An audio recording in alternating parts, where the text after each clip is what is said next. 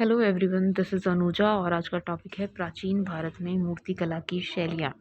इस वीडियो में हम भारत में प्राचीन काल से मूर्तिकला की जो विभिन्न शैलियाँ प्रचलित रही हैं उनके बारे में अध्ययन करेंगे। साथ ही समय समय पर किस प्रकार से इन मूर्तियों की शैलियों में, इनकी भावाभिव्यक्ति में और इनकी संगठन और बनावट में किस प्रकार से परिवर्तन आए हैं उनके बारे में भी अध्ययन करेंगे।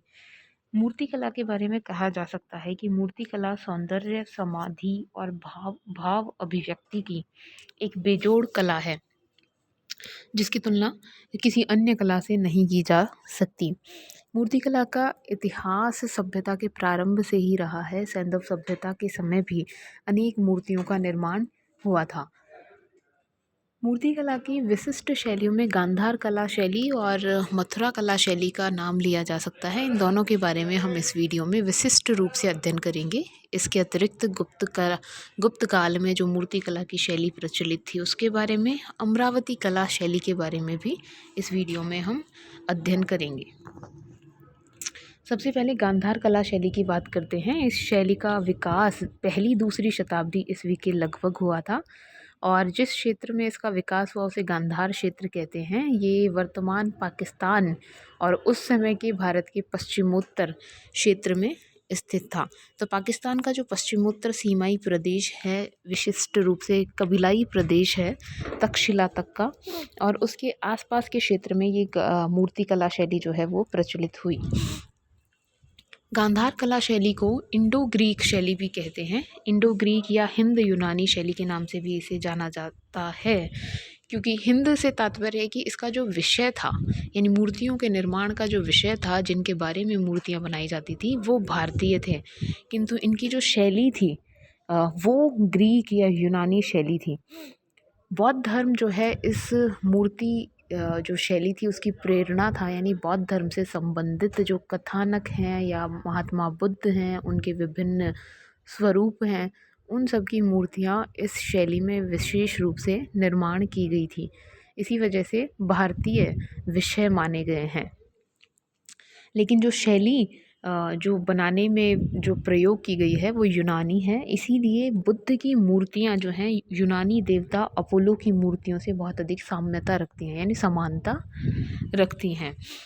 बुद्ध जो हैं इनको ज़्यादातर मुद्राएं जो हैं वो भारतीय हैं या बौद्ध मुद्राएं हैं, जैसे कमलासन की मुद्रा है उसमें बैठे हुए दिखाया गया है, किंतु उनका जो मुख है, उनका जो मुखमंडल है, उनका जो प्रभा मंडल है और जो वस्त्र हैं वो उनमें पूरी तरीके से यूनानी प्रभाव दिखाई देता है। तो यूनानी कला और रोमन कला का प्रभाव स्पष्ट है।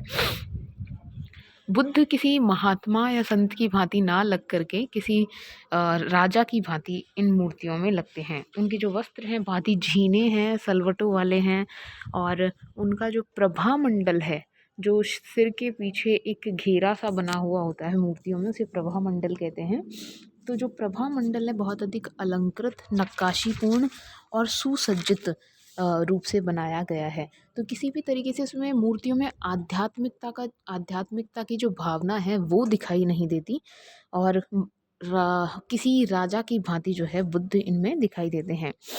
इन मूर्तियों में बुद्ध बहुत से आभूषणों और वेशभूषा से युक्त दिखाए गए हैं, जिन पर यूरोपियन प्रभाव दिखाई या पश्चिमी प्रभाव दिखाई देता है।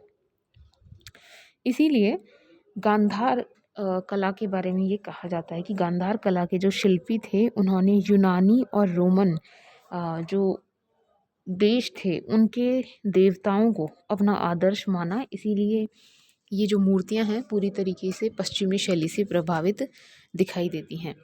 गांधार कला शैली में जो मूर्तियों का निर्माण है उसको निर्माण करने के लिए स्लेटी रंग के पत्थर का प्रयोग विशेष रूप से किया गया है। इसके अतिरिक्त चूना मसाला और सफ़ेद रंग के पत्थर का प्रयोग भी कभी कभी दिखाई देता है। मथुरा शैली और गांधार शैली में जब अंतर की बात करते हैं तो एक मुख्य अंतर इनकी निर्माण सामग्री में दिखाई देता है।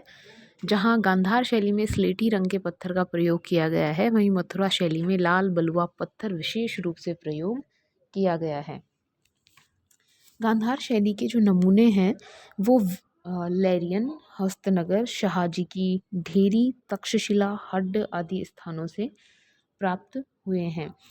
इनसे प्राप्त जो मूर्तियों के नमूने हैं वर्तमान में पेशावर और लाहौर लाहौर के जो म्यूज़ियम हैं उनके अंदर इनको संग्रहित करके रखा गया है।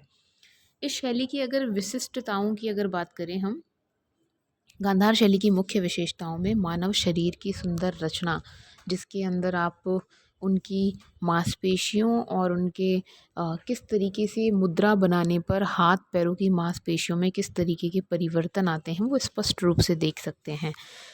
तो ये काफ़ी कहेंगे कि बहुत हद तक वास्तविकता के करीब इनमें शारीरिक रचना जो है वो अंकित की गई है।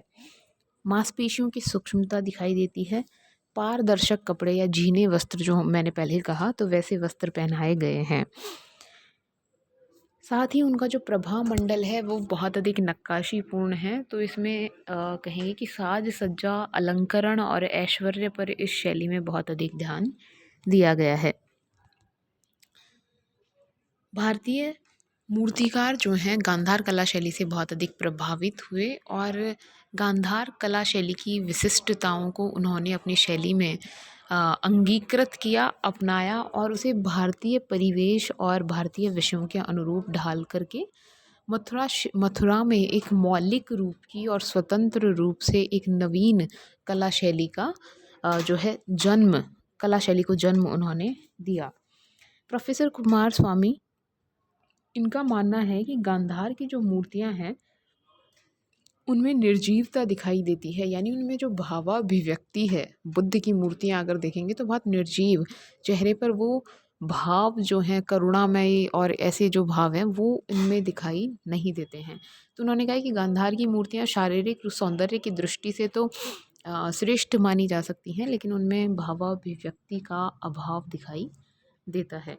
इनके माध्यम से बौद्ध धर्म की जो आध्यात्मिक भावनाएं हैं, आध्यात्मिक मनोभाव हैं बुद्ध के, वो स्पष्ट नहीं हो पाते। दूसरी कला शैली वो भी लगभग समकालीन ही थी गांधार कला शैली के। तो ईसा की प्रथम शताब्दी में ये विकसित हुई। इसे मथुरा शैली कहते हैं। ये यूपी में मथुरा नामक जो स्थान है उसके आसपास के क्षेत्रों में विकसित हुई। इस शैली में मूर्तियों के निर्माण में लाल बलुआ पत्थर का प्रयोग किया गया है, जो करीब ही फतेहपुर सीकरी से विशिष्ट रूप से मंगवाया जाता था। हमने ऑलरेडी कहा कि गांधार शैली में जो है स्लेटी रंग के पत्थर और इसमें लाल रंग के पत्थरों का प्रयोग मथुरा कला शैली में हुआ है। मथुरा कला शैली की जो मूर्तियां हैं अपनी विशालता के लिए प्रसिद्ध हैं। इनका आकार बहुत विशाल है इन मूर्तियों का, और इसमें भी जो विषय है मुख्य रूप से बुद्ध ही है। बुद्ध के अतिरिक्त अन्य मूर्तियां भी, जैसे यक्ष यक्षिणी की मूर्तियां भी बनाई गई हैं, और लोक कला से संबंधित या लोक जीवन से संबंधित मूर्तियों का निर्माण भी इस कला शैली में हुआ है। लेकिन मुख्य विषय जो है वो बुद्ध और बौद्ध धर्म से संबंधित ही रहा है। इन मूर्तियों में, बुद्ध की मूर्तियों में अधिकांशतः उनका जो दाहिना हाथ है वो अभय मुद्रा में दिखाया गया है, और मथुरा कला शैली का जो प्रभा मंडल है वो जो सिर के पीछे की ओर बनाया जाता है एक घेरे के समान, वृत्त के आकार में ज़्यादातर, तो वो जो प्रभा मंडल है वो बहुत सिंपल बनाया गया है। उसमें नक्काशी बहुत अधिक नहीं की गई है, बहुत सुसज्जित उसको नहीं किया गया है। तो इसमें एक तो विशालता हो गई इसकी विशिष्टता, दूसरा सादापन। मूर्तियों में जो है मूर्तियों को बहुत अधिक सुसज्जित या अलंकृत नहीं किया गया है, तो सादापन दिखाई देता है। तीसरा, मथुरा शैली में शारीरिक सौंदर्य पर तो ध्यान दिया ही गया है, लेकिन साथ ही साथ में उनकी भावाभिव्यक्ति, जो बुद्ध के मनोभाव हैं उनको भी बहुत करीने से जो है इनके अंदर अंकित किया गया है। तो आध्यात्मिक भावना और मनोभावों को बहुत कुशलता से इन मथुरा शैली के मूर्तिकारों ने इन मूर्तियों में स्पष्ट रूप से अंकित किया है। ये एक बहुत बड़ा अंतर है गांधार शैली में और मथुरा शैली में। गांधार शैली में शारीरिक सौंदर्य पर ध्यान है, लेकिन जो भावाभिव्यक्ति है वो उसका अंकन ढंग से नहीं हो पाया है। लेकिन मथुरा कला शैली में बुद्ध की जो मनोभाव हैं, उनके जो करुणामय स्वरूप है, वो सब स्पष्ट रूप से दिखाई देता है। मथुरा कला शैली पर गांधार शैली का भी प्रभाव पड़ा है। जो मूर्तियों की शारीरिक बनावट है उसमें गांधार शैली की जो विशिष्टताएं हैं उनका प्रयोग किया गया है। तीसरी है अमरावती कला शैली। अमरावती कला शैली का जो क्षेत्र है वो दक्षिण भारत में रहा है, आंध्र प्रदेश का क्षेत्र, जिसमें कृष्णा और गोदावरी नदी के मुहाने पर अमरावती और गुंटूर शहर जो हैं वहाँ इस शैली का विकास हुआ है। अमरावती कला शैली में भी विभिन्न मूर्तियों का निर्माण किया गया है। इसमें भी बौद्ध धर्म और जो लोक धर्म है उससे संबंधित मूर्तियों का निर्माण हुआ है। अमरावती कला शैली भरहुत, गया और सांची जो एमपी में ये क्षेत्र हैं और बिहार में गया है, और बाद में जो गुप्त कला और पल्लव कला का विकास हुआ, इनके बीच का एक जोड़ या कड़ी कहा जा सकता है इसको।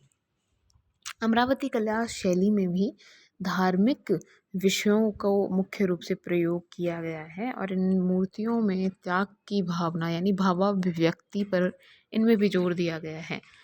अमरावती कला शैली को जो अन्य शैलियों से अलग करती है वो है इसके निर्माण में सफ़ेद संगमरमर का प्रयोग किया गया है। साथ ही मूर्तियाँ जो है बहुत ही अत्यंत जटिल तरीके से जो है उनको उकेरा गया है, और मूर्तियाँ जो हैं बहुत करीब दृश्यों का अंकन किया गया है और जिनमें आकृतियाँ एक दूसरे से बहुत करीब करीब बनाई गई हैं, जो एक दूसरे में गुथी हुई सी दिखाई देती हैं।